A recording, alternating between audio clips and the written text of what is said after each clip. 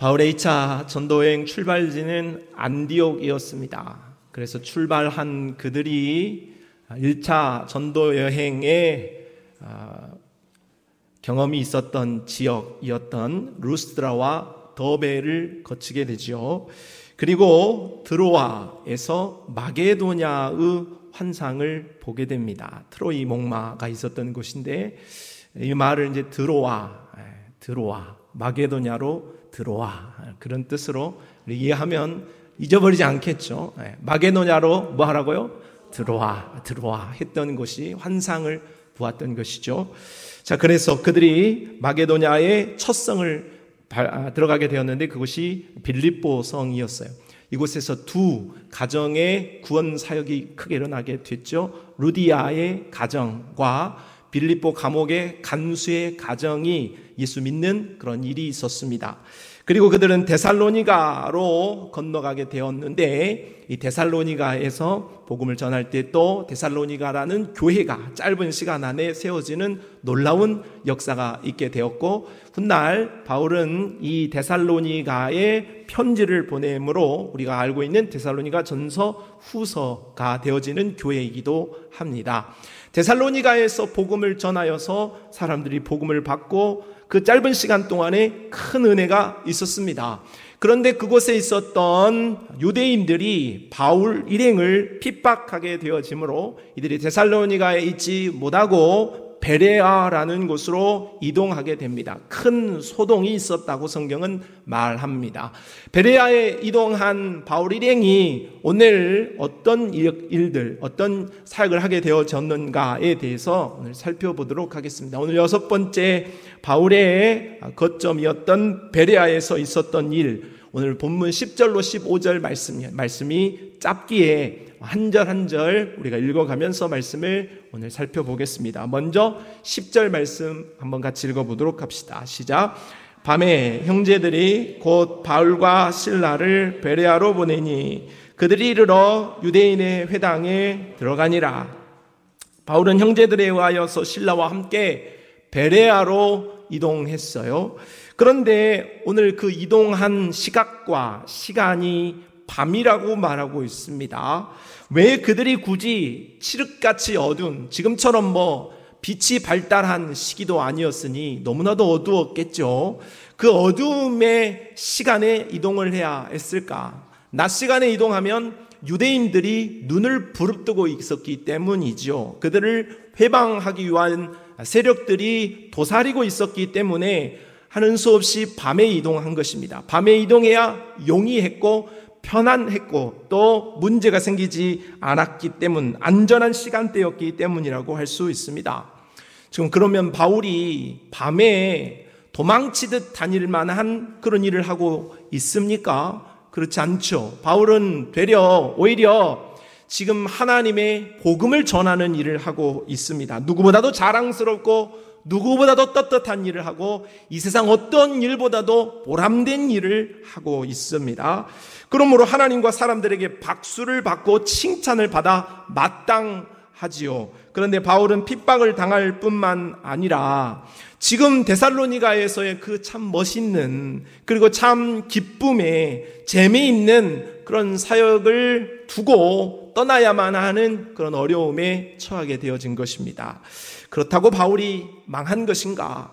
그렇다고 바울의 사역이 끝난 것인가? 아니에요. 10절의 말씀을 다시 보게 되어진다면 밤에 형제들이 곧 바울과 실라를 베레아로 보내니 이때는 끝난 것 같아요. 망한 것 같아요. 뭔가 좀 잘못된 것 같아요. 그런데 그 다음 구절을 보면 그들이 이르러 유대인의 회당에 들어갔다. 바울과 실라가 데살로니가에서 떠난 것이 망한 것 같지만 베레아로 이동했다 하는 말씀을 하고 있는 것이죠. 하나님은 바울에게 데살로니가에만 머무르는 것이 아니라 이제 그 사역을 멈추고 그 사역을 마무리하게 하심과 동시에 새로운 베레아의 사역을 준비하고 계셨다. 그렇게 말할 수 있겠어요. 바울은 비록 밤에 이동할 사양에 놓였고 기쁨과 행복한 사역지를 급히 떠나야만 하는 상황이었으나 데살로니가에만 눈을 두는 그런 삶을 살지 않았고 하나님이 원하시는 것도 그런 삶이었다고 할 수 있습니다. 바울은 자신 앞에 펼쳐진 지금 어려운 환경, 쫓겨나는 어려움, 지금 있는 빛도 없는 밤이라는 그런 상황에 집중하지 않았습니다. 오히려 그런 모든 상황 위에 계시는 하나님을 볼 수 있는 눈이 있었죠. 왜냐하면 자신을 부르신 이가 하나님이시고 이 모든 상황을 여시고 이 모든 상황을 이끌어 가시는 이가 하나님이라는 믿음, 신뢰하는 믿음이 있었기 때문에 그는 지금 있는 상황에만 좌절하거나 그걸로 포기하지 않고 위에 계시는 하나님을 바라볼 수 있었다. 그래서 데살로니가에서의 잠깐의 그 슬픔과 걱정이 기쁨의 베레아 사역으로 이어지게 되었다고 할 수 있습니다. 성도 여러분, 우리에게도 바울처럼 내가 원하지 않는, 우리는 화려하고 밝은 낮과 같은 길을 걷기를 원하지만은 내가 기대하지 않는 밤과 같은 상황이 열리기도 하는 거예요. 그것은 급작스럽게 찾아옵니다. 예고 없이 우리에게 닥치기도 합니다. 그럴 때 우리는 억울하기도 하고 답답하기도 하며 분통이 터지고 염려할 수도 있습니다. 그러나 우리의 눈은 펼쳐진 상황과 내게 있는 어떠한 어려움에만 집중해서는 안 되고 우리의 눈은 늘 하나님에게만 가 있어야 합니다. 왜냐하면 하나님께서 오늘 바울의 삶을 데살로니가가 전부이고 그것만 기쁨이라고 생각할 수 있으나 하나님의 생각은 더 컸습니다. 베레아도 있고 이제 아테네도 있고 고린도도 있고 이제 에베소도 있고 하나님께서 준비하신 더 기쁘고 더 좋은 것들이 기다리고 있었다 하는 거예요. 바울은 아직 그 길을 열어가지 않았지만 하나님께서는 그 모든 것을 다 아시고 예정하셔서 오늘 데살로니가에만 머무르지 않고 그것을 잠시 어려움이지만은 그 다음 더 넥스트가 있다라는 것을 바울에게 알려주셨듯이 오늘 내 삶이 조금 꼬이고 내 삶이 조금 얽혀서 설켜서 힘이 들고 이것을 풀 수 없는 문제로 여길 수 있어도 하나님은 이것을 끝으로 보지 않으시고 이 문제를 넘어서서 하나님께서 더 좋은 일들로 더 좋은 장소로 우리의 삶을 인도하실 것이기 때문에 오늘 우리는 위에 계신 하나님과 우리 안에 계신 하나님을 바라보는 믿음으로 전진해야 할 줄로 믿습니다. 히브리서 12장 2절은 우리에게 말씀하지요. 믿음의 주여 또 온전하게 하시는 이 예수를 어떻게 하라? 바라보라. 이것이 중요합니다. 오늘 바울은 하나님을 바라보았어요. 그는 지금 데살로니가도 보고 베레아도 보았지요. 그러나 현실만 본 것이 아니라 하나님을 바라보았다고요. 오늘 우리도 힘든 일도 보고 즐거운 일도 보고 살지요. 그러나 우리는 그것에만 집중하는 것이 아니라 오늘 우리의 주인 되시는 하나님을 바라보는 믿음으로 갈 때 우리에게 가장 아름다운 길이 열려지게 되어질 줄로 믿습니다. 다음 11절 말씀을 같이 읽어봅시다. 시작.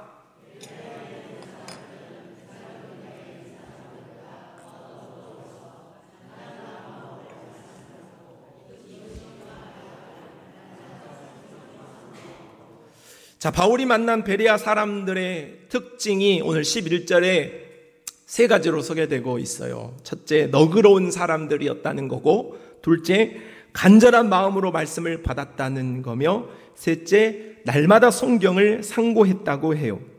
오늘 이 모습은, 베레아 성도들의 이 모습은 오늘 우리 성산교회 성도들이 본받아야 할 그런 믿음의 자세요, 또 말씀에 대한 자세라고 볼 수 있겠어요. 먼저 이들의 모습이 너그러운 사람들이라고 했어요. 이 성경은 신사적이라고 표현하고 있어요. 영어로는 ladies and gentlemen. 네. 젠틀맨이라고 하면은 발음이 구리다고 하더라고요. 네. gentleman. 들릴 듯 말 듯 발음하라고 들었습니다. 네. 정말 그렇게 들었어요. 신사, 숙녀 여러분. 네. 그 다음 비행기 타면 ladies and gentlemen 하고 그 다음 하는 데는 모르겠어요. 근데 거기까지는 들린다. 네. 신사, 숙녀 여러분 하는 것이죠.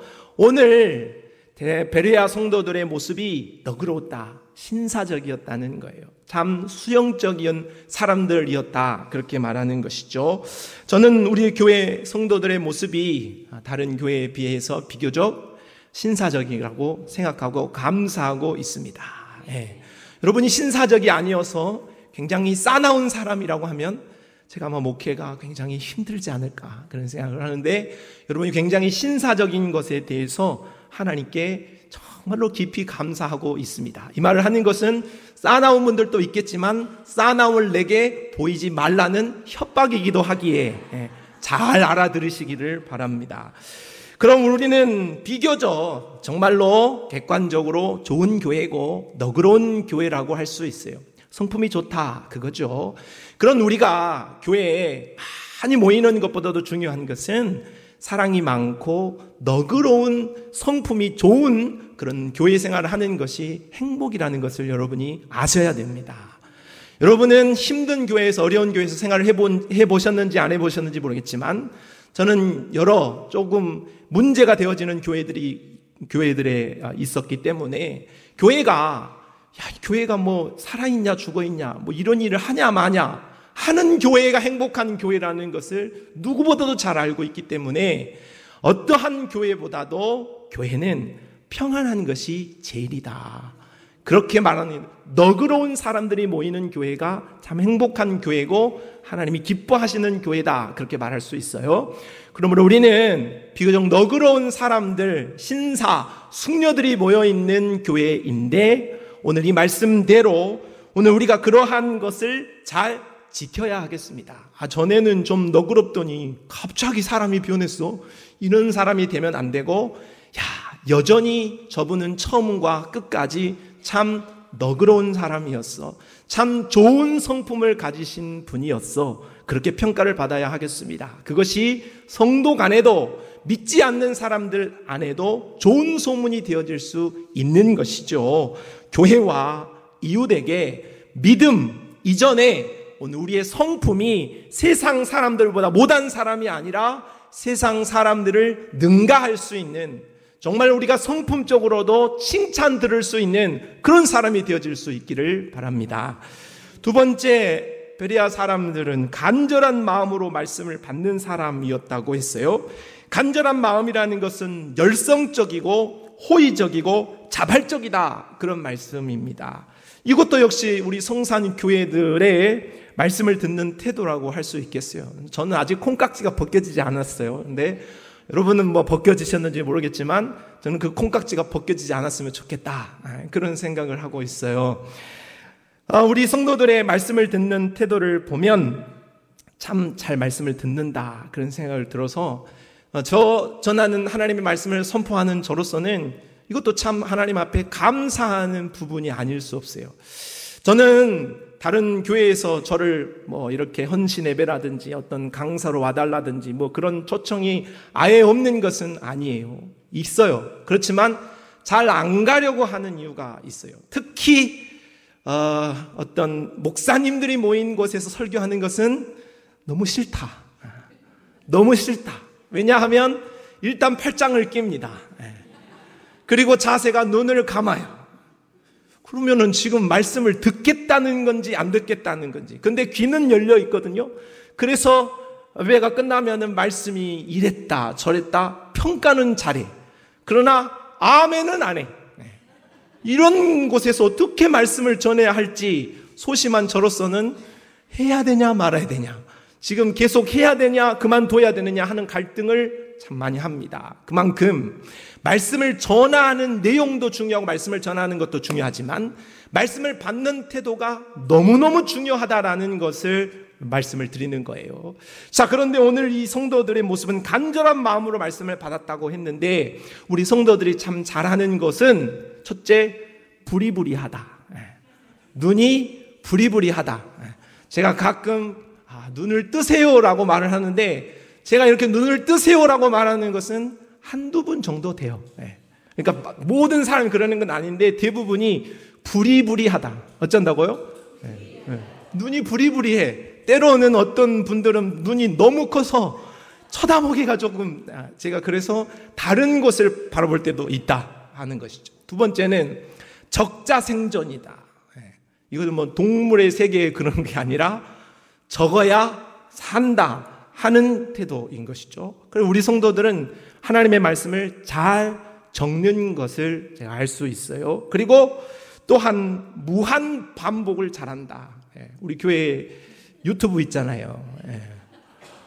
좋아요를 눌러주신 분들이 많이 계세요. 뭐 비교적이에요, 비교적. 우리 교회가 뭐 조회수가 막 1000명 뭐 이렇게 나오는 건 아니에요. 100명도 채 안 나오지만, 그러나 다른 교회들 보면은 뭐 10명도 잘 안 돼요. 우리보다 더 큰 교회도 뭐 목사님들 설교 10명도 조회수가 안 나오는데, 저는 너무 감사한 사람이다. 좋아요를 눌러준 사람을 마음껏 축복하고 있다. 아니, 여러분 혹시라도 들어와서 보시면 좋아요를 하나라도 더 눌러주시면 저에게 큰 기쁨이 되겠다 싶습니다. 하나님의 말씀을 이렇게 우리 교회에 와서 헌신 예배를 인도하시는 분들이 자주 이렇게 공통적으로 하시는 말씀이 있어요. 교회들마다 다 똑같이 하나님의 말씀을 사모하고 열정적으로 듣는 건 아닙니다. 제가 어떤 교회를 가면 정말 그런 생각을 해요. 정말 이거 어떻게 해야 되지? 이게 말씀을 들으려고 하는 태도가 아닌데 하는 교회도 있고, 또 어떤 교회는 적은 수가 모여도 이거 뭐 내가 부흥사인가? 내가 지금 부흥사인가? 그런 착각을 할 정도로 하나님 말씀을 쫙쫙 빨아먹는 교회가 있다는 거죠. 우리 교회 성도들은 잘하고 있어요. 그러나 만족하지 말고 더 잘 할 수 있기를 바랍니다. 아멘 아멘 하는 그런 교회가 될 수 있기를 바랍니다. 칭찬해요. 여러분 잘하고 있는 것, 특히 유튜브를 들어주시고 좋아요를 눌러주시고 이런 분들 너무 축복하고 칭찬을 드리고 박수를 쳐드리고 싶습니다. 그런데 그 마음을 변치 않고 우리가 끝까지 잘할 수 있어야 한다 하는 말씀을 드려요. 세 번째, 이 베레아 성도들의 모습은 날마다 성경을 상고한 사람들이라고 했어요. 상고한다는 것은 자세히 조사한다는 뜻이고 묵상한다는 뜻입니다. 그런데 이것을 매일 했다 했어요. 그러니 매일 상고한 사람들, 매일 묵상한 사람들, 오늘날로 매일 큐티한 사람들, 더 나아가서 매일 카카오톡에 이모티콘을 울리는 사람들, 그 사람들에게도 역시 제가 좋아요를 따봉을 눌러드리도록 하겠습니다. 우리 아들이 그랬어요. 짜고 한 건 아닌데 우리 아들이 그랬어요. 고맙습니다. 데살로니가 성도들은 이 하나님의 말씀에 대한 태도가 너무 칭찬할 만한 모습이었다고 말하고 있어요. 너그러웠고 또 하나님의 말씀을 간절함으로 받았고 매일 말씀을 상고했다 했습니다. 오늘 우리는 이러한 좋은 자세를 본받아서 우리도 그런 삶을 살아갈 수 있는 그런 하나님의 사람들이 되시기를 바랍니다. 다음으로 12절 말씀입니다. 그 중에 믿는 사람이 많고 또 헬라의 귀부인과 남자가 적지 아니하나. 말씀에 대한 바른 자세를 가졌던 이 베레아 성도들의 모습은 믿는 사람들이 많이 출현하게 되었다, 그렇게 말씀하고 있어요. 당연한 결과라고 할 수 있습니다. 로마서 10장 17절에 믿음은 들음에서 나며 들음은 그리스도의 말씀으로 말미암는다 했어요. 우리가 믿음이 왜 없냐? 말씀을 듣지 않기 때문인 거예요. 여러분 주변에 요즘 정치 이야기 하시는 분들 많죠. 그 정치 이야기 하시는 분들은 그냥 할까요? 아니에요. 뉴스를 들었거나 유튜브 채널을 봤거나 아니면 어떤 강의를 들었거나 아니면 사람들과의 어떤 정치적인 이야기를 많이 나눴을 가능성이 커요. 당연히 그랬을 거예요. 그렇기 때문에, 그런 정보를 들었기 때문에 그런 생각을 하고 모여서 정치 이야기를 서로 주고받으면서 공방을 하는 거죠. 무엇이 들어가느냐, 어떤 것에 내가 노출되느냐에 따라 내가 말하기도 하고 내가 출력이 나오는 당연한 것이라, 콩 심어야 콩이 나고 팥 심어야 팥이 나는 것과 같은 이치인 거예요. 내 믿음이 어떻느냐는 내 믿음을 어떻게 관리했느냐와 관련이 되어져 있다 하는 거예요. 오늘 베레아 성도들이 하나님의 말씀에 대하여서 열심을 냈기 때문에 당연히 믿는 성도가 많이 나오고 좋은 믿음이 되었다 하는 것입니다. 그러므로 내가 믿음이 성장하기를 원하십니까? 내 믿음이 진보하기를 원하고 하나님 앞에서 아름다운 믿음이 되기를 원하세요? 그렇다면 당연히 우리는 다른 왕도가 없어요. 하나님의 말씀에 대한 바른 태도를 가지고 하나님의 말씀에 나를 잘 노출시켜야 한다. 하나님의 말씀을 내 안에 잘 입력시켜야 한다. 그러면 당연히 우리 안에 믿음이 나타나게 되어 있다 하는 것이죠. 하나님 앞에 예배 드리는 예배의 시간을 늘려야 하는 거예요. 오전 예배만 드리는 분은 그걸 만족하면 안 돼요. 오후 예배도 드리고 수요 예배도 드리고 새벽 기도도 드리면서 그렇게 하나님 앞에 하나님을 예배할 수 있는 시간들을 늘려가야 믿음이 자랄 수 있는 것이다 할 수 있는 겁니다. 성도 여러분, 여러분의 믿음이 하나님이 기뻐하실 만한 믿음, 충만한 그리스도의 장성의 한 분량에 이르는 그런 믿음이 될 수 있기를 바랍니다. 그런 믿음이 되기 위하여서 우리는 하나님의 말씀으로 하나님 앞에 예배 드리는 것으로 최선을 다해야 하겠습니다. 다음 13절 말씀입니다. 같이 읽어보죠. 시작.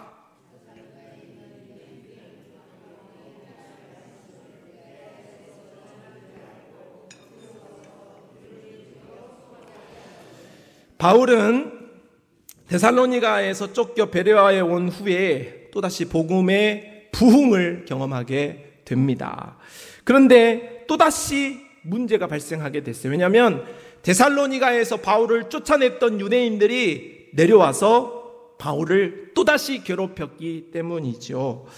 오늘 바울을 괴롭혔던 유대인들은 지속적으로 바울을 괴롭히고 있습니다. 루스드라와 더베에서도, 빌립보에서도, 데살로니가에서도, 그리고 오늘 베레아에서도 바울을 괴롭히고 있어요. 그러니까 바울을 괴롭히는 사람들은 여러 성향에 있는 사람들이나 또 다른 사람들이 아니라 유대인들이었어요.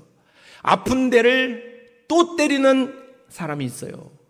또 괴롭히는 사람들이 있어요. 그럼 많은 사람들이 아니라 유대인들이었다는 거죠. 오늘 우리의 원수도 그래요. 멀리 있지 않아요. 우리가 복음 때문에 또는 오늘 우리가 사는 삶의 모양에 있어서 우리를 괴롭히는 사람들은 정해져 있어요. 그죠? 대단히 편안하십니까? 우리를 괴롭히고 우리를 힘들게 하는 사람들은 다수도 아니에요. 소수고 또 일부 정해져 있는 사람이 때리고 또 때리고 괴롭히고 또 괴롭히는 그런 경우가 많다 하는 것이죠. 또한 우리를 괴롭히게 하는 그러한 모습도 같은 말이에요.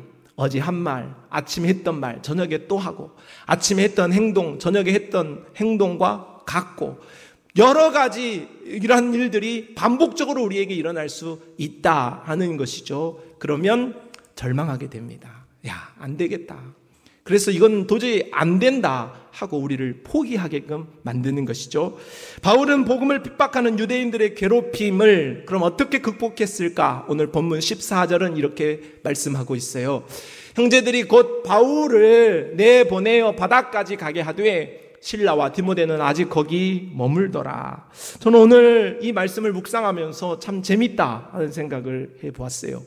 오늘 지금 베레아에서 똑같은 유대인들이 지속적으로 바울 일행을 괴롭히고 있는 거죠. 그러면 이 바울 일행이라 하면 누구를 말하는가? 그는 바울이 우선이고 또 바울을 돕고 있었던 실라 그리고 따르고 있었던 디모데와 같은 사람이라고 할 수 있겠어요. 지금 당한 유대인들의 핍박은 바울 일행을 향하고 있는 것이죠. 자, 그런데 그 똑같은 바울 일행 괴롭힘을 당하는데 그 괴롭힘에서 벗어나는 방법, 그것을 타개하는 방법이 같지 않았다는 거예요. 바울은 그 타개하는 방법으로 베레아 지역을 벗어났어요. 그런데 오늘 14절 마지막에 실라와 디모데는 아직 거기 머물더라 했어요. 한 사람은 떠났고 두 사람은 남았다는 거예요. 15절도 이 말씀을 더 자세히 설명하고 있죠. 바울을 인도하던 사람들이 그를 데리고 아덴까지 이르러 그에게서 실라와 디모데를 자기에게로 속히 오게 하라는 명령을 받고 떠나니라. 바울의 뒤처와 실라 디모데의 뒤처가 전혀 달랐다 하는 것이죠. 똑같이 괴로움을 당하고 유대인들에게 핍박을 받았는데 이들이 떠나면 다 같이 떠나고 견디면 다 같이 견뎠어야 하지 않겠어요? 그런데 왜 바울은 떠났고 두 사람은 남았을까 하는 궁금증이 들었어요. 제가 내린 결론은, 제가 조사한 결론은 그렇습니다. 달랐기 때문이다. 달랐기 때문에 다른 결정을 했다 하는 결론에 이르렀어요. 무엇이냐? 이들은 함께 지금 사역을 감당하고 있는 사람들이지만 모두 같은 사람들이 아닌 거죠. 그들은 서로 사명이 달랐고 사역도 달랐고 기질도 달랐어요. 달랐기 때문에 다른 결정을 한 것이죠. 예를 들자면 바울은 오늘 2차 선교 여행을 하고 있는 과정이죠. 그런데 바울이 지금 그 선교 여행을 처음 출발했을 때의 사건을 여러분 기억해 보신다면 바나바와 1차 선교 여행을 같이 하다가 조카를 두고 데리고 가느냐 마느냐를 두고 심히 다투었죠. 그래서 팀을 갈라지게 해서요. 바나바는 바나바의 팀을, 바울은 바울의 팀을 하게 된 것이죠. 자기는 팀원이 없어요. 그래서 그가 실라를 자신의 팀원으로 데리고 출발하게 되었어요. 그러니까 주도권은 바울에게 있었던 것이고 함께 했었던 실라는 팀원이었다 하는 것이죠. 그러니까 책임자와 수행원은 입장이 달랐다 하는 거죠. 아까 말씀을 드렸던 마게도냐의 환상을 보았던 장소가 어디라고 했어요? 어디라고 했어요? 드로아에서 환상을 보게 됐단 말이에요. 그 환상을 보았던 사람이 누굽니까? 바울이죠. 그건 실라가 본 거 아니에요. 디모데가 본 것도 아니죠. 바울이 본 거예요. 그러니까 바울이 모든 것을 책임지고 주도해 가는 입장에 있었다. 그렇게 볼 수 있죠. 반면 디모데는 루스드라에서 바울이 2차 선교 여행을 하고 있는 과정 속에 수행원으로 함께 참여하게 되어진 거죠. 그러니까 바울은 아주 주도적이고 책임자의 위치에 있고 앞장서서 모든 일을 하는 그런 역할을 했었던 사명자라고 한다면, 함께 돕는 실라와 디모데는 바울을 따라서 그를 돕는 역할을 한 사람들이었다. 주도권이 있지는 않았어요. 그들이 무슨 환상을 보았다, 그들이 무슨 사역을 했다, 그런 말은 없어요. 바울이 가는 대로 함께 동역했던 소중한 사람들이지만 역할은 달랐다 하는 거죠. 또 기질을 한번 생각해 봐요. 바울은 굉장히 주도적인 사람입니다. 바울 같은 사람들이 있어요. 아주 여름과 같은 사람이라고 할 수 있어요. 반면에 디모데는 겨울 같은 사람이에요. 저 같은 사람. 소심했어요. 나이도 어렸어요.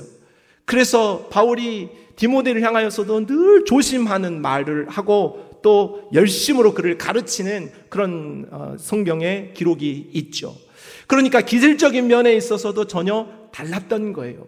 그래서 결국은 바울은 전면에 나서기도 했고 사역이 또 달랐고 기질이 달랐기 때문에 하나님께서 이들이 핍박을 동시에 받았지만은 바울은 도저히 거기에서 있을 수 없으므로 이를 옮겨서 아덴으로 떠나가게 하는 결정을 하게 했고, 반면에 실라와 디모데는 이들이 여기에 아직 남아서 남은 사역을 감당하는 그런 사역을 하도록 하나님께서 응답을 하셨다 하는 것이죠.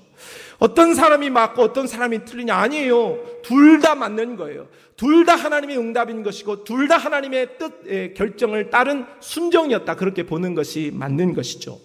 저는 요즘 그런 생각을 해봐요. 우리의 인생에 정답이 있을까?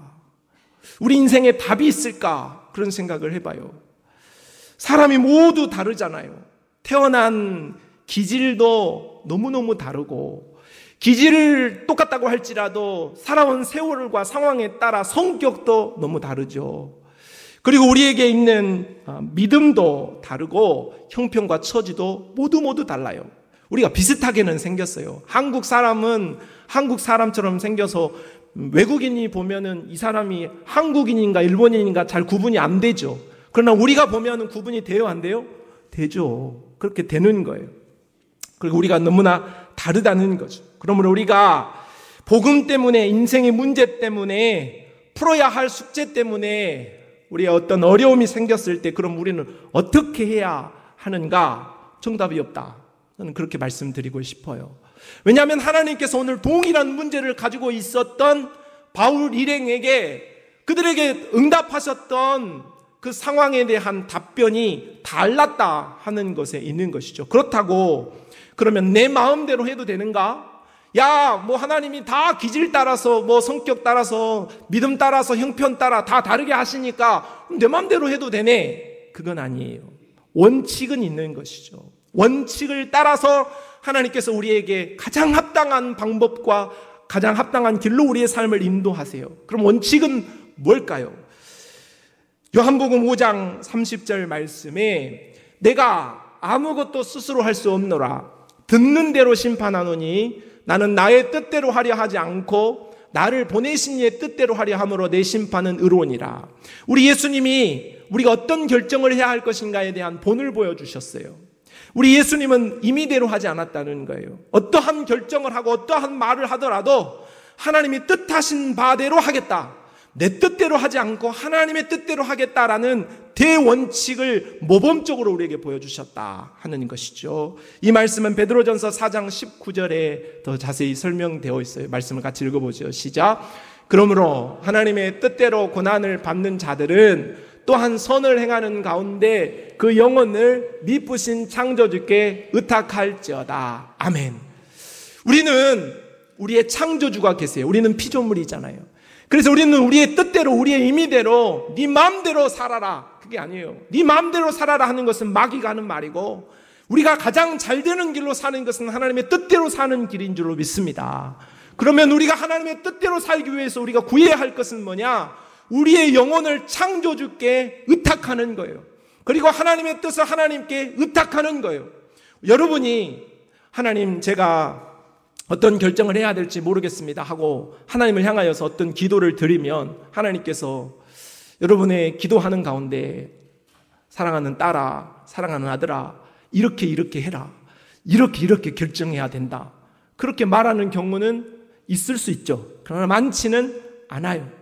하나님이 구체적으로 무언가를 바울에게 보여줬던 환상을 우리에게 매번 보여주시고 그렇지는 않다 하는 것이죠.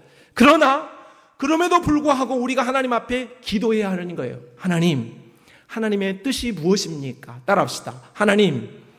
하나님의 뜻이 무엇입니까? 그렇게 묻는 것 자체가 여러분의 믿음인 거예요. 하나님은 여러분의 그 믿음의 태도를 보신다 하는 것이죠. 사랑하는 내 아들이, 사랑하는 내 딸이 나를 인정해 주구나. 내 뜻대로 하고 싶다고 나한테 이야기하는 거구나. 나를 인정하는 거구나 하면서 하나님께서 우리에게 은혜를 주실 준비를 한다 하는 것이죠. 어떤 은혜를 주시냐면 로마서 8장에 그렇게 말씀하고 있어요. 마음을 살피시는 이가 성령의 생각을 아시나니 이는 성령이 하나님의 뜻대로 성도를 위하여 간구하심이니라. 우리가 알거니와 하나님을 사랑하는 자 곧 그의 뜻대로 부르심을 입은 자들에게는 모든 것이 합력하여 선을 이루느니라. 할렐루야. 우리는 하나님 앞에 구하기만 하면 되는 거예요. 그러면 하나님께서 나에게 이래라 저래라 그렇게 말씀하고 응답하지 않아도요, 하나님께서 우리를 하나님의 뜻대로 가장 아름다운 길로 스멀스멀, 가장 아름다운 길로 가장 아름다운 방법으로 하나님께서 하나하나 열어가시고 막아가시고 우리를 만들어 가신다 하는 것을 믿으시기를 바랍니다. 그렇게 하나님 앞에 기도할 때 동일한 문제를 가지고 기도를 하더라도 하나님은 하나님의 뜻에 따라서, 우리의 기질을 따라서, 우리의 성품을 따라서, 우리의 믿음을 따라서, 우리의 상황을 따라서 나에게 가장 좋은 것을 주시기 때문에 어떤 이에게는 바울과 같은 떠나는 결정을 말씀하실 수 있어요. 반대로 어떤 이에게는 실라와 디모데에게 말씀하셨던 것처럼 아직 머물러라 하는 말씀을 하실 수도 있는 거죠. 중요한 것은 이것이 정반대의 결정이지만 하나님께서 말씀하신 뜻이라 한다면 그것을 순종하겠다, 내가 그것에 아멘 하겠고 감사하겠다, 이런 태도를 갖는다면 우리의 삶은 가장 안전한 길로, 가장 행복한 길로 인도받게 되어질 줄로 믿습니다. 하나님은 저와 여러분의 체질을 가장 잘 아신다고 했어요. 나의 체질은 누구도 몰라요. 그러나 나의 체질은 하나님이 가장 잘 아세요. 하나님이 나를 조성하셨기 때문이에요. 하나님이 나의 설계도를 가지고 계시기 때문이에요. 그러므로 오늘 우리의 주권자이신 하나님 앞에 우리의 모든 뜻을, 우리가 행해야 할 모든 뜻을 묻고 그 뜻을 우리가 다 알 수 없지만 순간순간 매일매일 주 앞에 잘 알기를 원하면서 또 깨닫게 하시는 것을 따라서 순종하게 되어질 때에 하나님께서는 우리에게 가장 멋지고 화려한 길들을 선사해 주실 줄로 믿습니다. 오늘 베레아에서 오늘 이러한 사역을 통하여서 바울과 실라와 디모데가 어려움을 당했지만은 기쁜 일들도 있었고, 부흥되어지는 하나님의 말씀을 받는 기쁜 일들도 있었고, 어려움을 당했지만 하나님의 뜻에 따라서 또 가장 합당한 길로 인도받았던 것처럼 우리 모든 성도들도 베레와 성도들과 같은 믿음에 대한 바른 태도를 갖기를 바라고, 또한 바울과 실라, 디모데와 같이 어떤 어려운 상황에서도 하나님의 뜻을 구하여서 그 뜻을 잘 깨달아서 아름다운 길로 인도받을 수 있는 축복의 사람들이 되시기를 주님의 이름으로 축복합니다. 고마우신 하나님 감사합니다.